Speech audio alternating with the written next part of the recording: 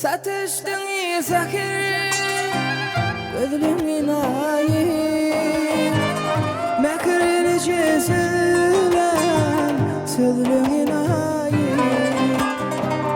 yürüktü dürüttüm bir tesil duyguyu gören duyguna bilmek isteyen yürüktü tesil duyguyu gören duyguna bilmek isteyen her sakırlar geliyor seni göresim eşitmek islap mulayimca sesim arzumda geleceğim sen göresim senin bilin bağlı bolmak isteyen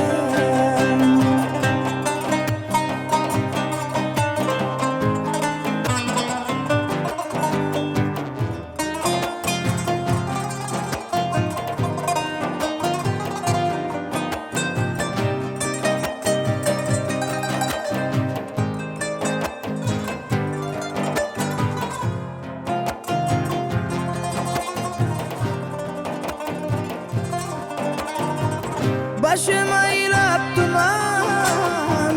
tuttu gözlerim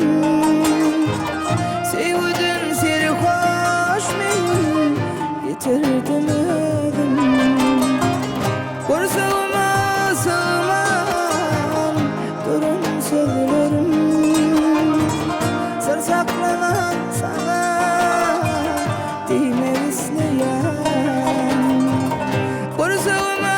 sığman durun sözlerim sır saklanan sana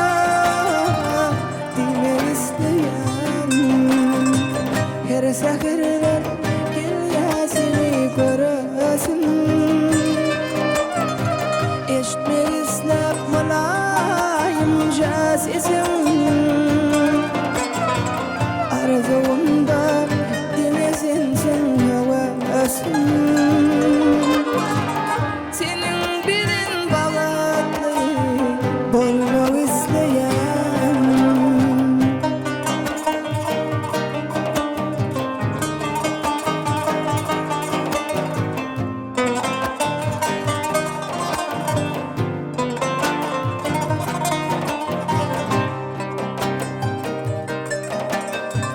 gol tutuşup gelse bile her yana durmuşum yürüme lale reyhana ruhsat birsin bana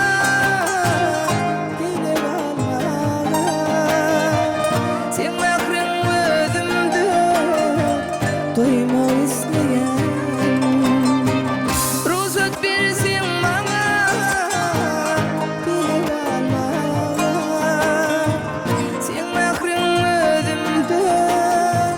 duymak isteyen her sakırlar geliyor seni göresim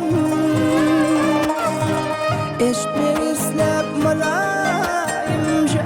sesim arzumda geleceğim sen havasim senin bilin bağlı bolmak